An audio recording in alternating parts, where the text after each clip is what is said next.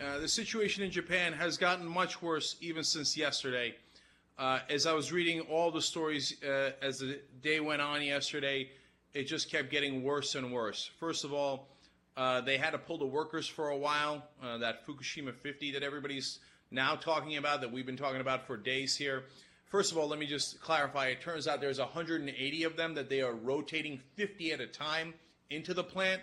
They can only stay for 15-minute stretches because of the extreme radiation. Now, I'm going to get back to them in a second because their story is unbelievable. It appears that they are sacrificing their lives for their country. And what happened was at some point yesterday, the radiation got so bad, they had to pull everybody out of the plant. But when they did, they realized without the workers there, we can't cool the reactors at all because it has to be done manually. And if the radiation gets so bad, you have to pull those workers out, there's nothing preventing a meltdown. That's the worst case scenario. And so what the Japanese government did was they said, we are now raising what we previously told you was the limit for exposure to radiation. We're increasing it by 2.5 times simply because, honestly, we have no choice. They've got to go back in there. And the Prime Minister came out and said that they are, brave men risking their lives for their country, but that, quote, retreat is unthinkable. And they have tried other things. They tried dropping water from helicopters. To me, that's a sign of total desperation. There's no way that's going to work. They tried the day before. It didn't work. They tried today, and they got some water on the plants, but I would be shocked if that worked. By the way, the guys up in the helicopters also risking their lives. Same kind of thing where they tried to drop sand on the reactor in Chernobyl. The two guys in the helicopters died of radiation sickness. Okay? And right now, they're worried about acute radiation syndrome that has already hit some of the workers. One worker was exposed to one of the release valves for 10 minutes, and he's already sick and in bad shape. Okay? Some of these other guys are beginning to show symptoms already. Now remember, if you get exposed to radiation, you might get cancer years and years later. If you're already seeing symptoms, that means it's massive trouble. Okay? And already in reactor number 4, the nuclear rods are exposed. That means they are leaking radiation. Remember, 4, 5, and 6 are not active, but they have spent fuel rods that when they are exposed to the air leak significant amount of radiation. That's a huge problem in and of itself. And 5 and 6 were not issues before. Now they're issues. Now they also have problems at 5 and 6. Now 1, 2, and 3 are active. So if you have issues in 1, 2, and 3, that can lead to meltdown. Okay? And meltdown is not just radiation leaking into the air. It's explosions. It's significant radiation going out at once. Core meltdown in any of those 3 reactors would be disastrous. A core meltdown in all 3 would be beyond disastrous. If you don't have workers on the ground, you can't fix it. So right now, people are pulling back like crazy. The French said no French should go to Japan, and if you are a French national in Japan now, leave the country. The British Foreign Service came in last night and said, we're pulling everybody out of Tokyo. Now remember, Tokyo is over 150 miles away from the plant, and they're pulling everybody out of Tokyo. Australian government pulling everybody out of Japan. The Russian foreign minister just came in, and he said, we are approaching, let me give you, it was their nuclear chief, Sergei Kuryenko. He said, quote, unfortunately, the situation is developing under the worst case scenario, okay? And look, I'm not saying this to scare you. I'm concerned. I'm worried. As I was reading it and I saw what happened when they pulled the workers, I thought, oh my God, they're going to have meltdowns. Without the workers, you can't do it, right?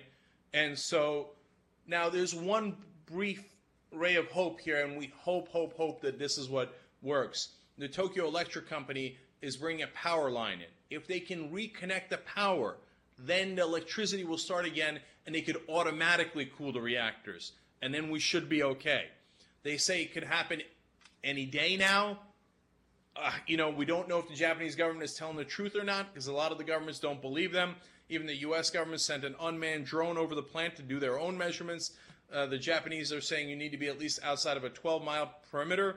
the Americans are saying, no, you have to be at least 50-mile perimeter away from it. In fact, we pulled our ships away from shore more than 50 miles, okay? And some of our helicopter pilots and people in the helicopters are testing positive for radiation. Now, it's not bad levels, but they're already testing positive. Some of the NBC News crew, Lester Holt Shoes, among others, testing positive for radiation just for being within the perimeter at some point and leaving. Now, to get back to those Fukushima 50, right, which is actually 180, they're doing this for long stretches of time.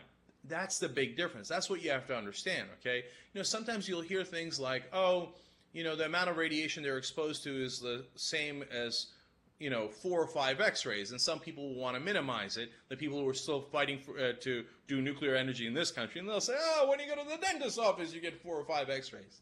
What you have to understand is that is the amount of radiation they're being exposed to every single second, and they're staying in there for 15-minute stretches, going out, coming back, going out, coming back, over and over and over again. So they're being exposed to that for hours on end.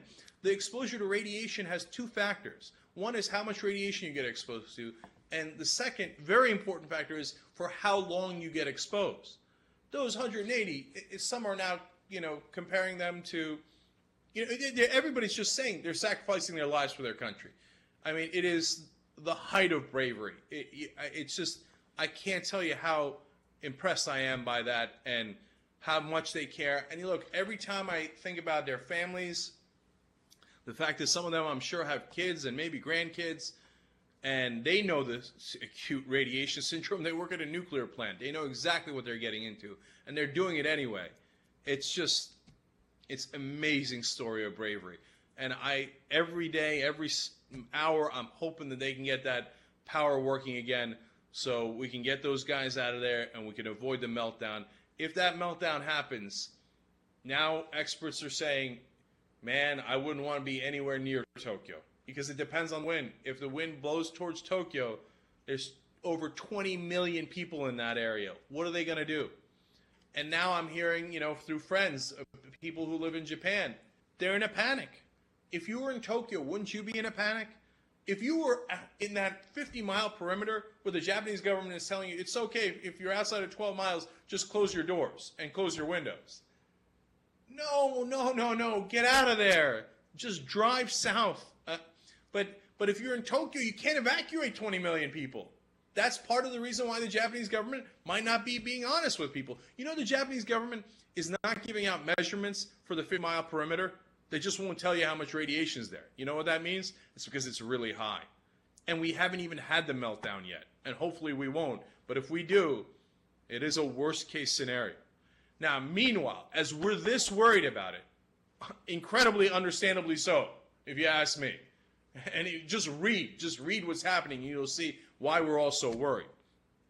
Of course, the Republicans say it's all much ado about nothing. You know, I've given you the quotes from the senators before, Senator Inhofe saying, this kind of accident happens once every 300 years, even though it's happened 3 times in the last 32 years.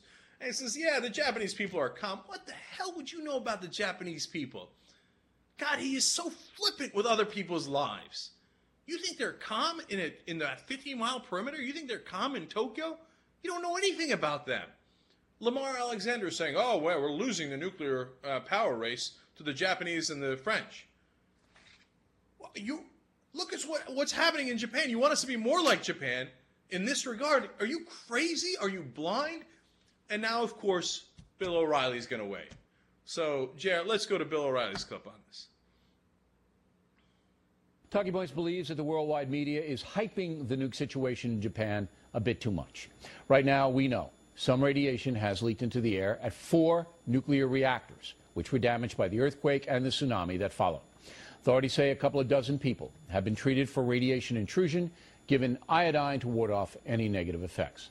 But the truth is, no one knows how bad this is. However, that doesn't stop the hype. In the capital city, Tokyo, radiation levels are a bit higher than normal, but not in any danger zone. There are 36 million people living in the Tokyo area. So if the nuke plants were to collapse, you can see how bad the situation could become. 36 million. But again, that's not happening right now.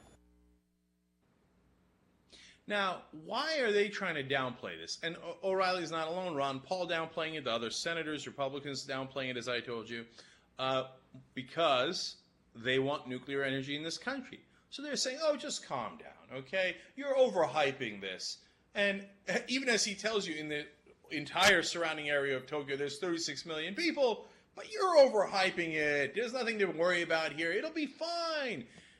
If we don't have a meltdown, we should just proceed ahead with all those nuclear reactors that the Republicans and President Obama want to build. And now, of course, we go to Republican Senator McCain, Inhofe, Bond, Alexander, as they mock nuclear safety. Let's go to clip number 7. We talked about offshore drilling, and he said he would, quote, consider offshore drilling. We talked about nuclear power.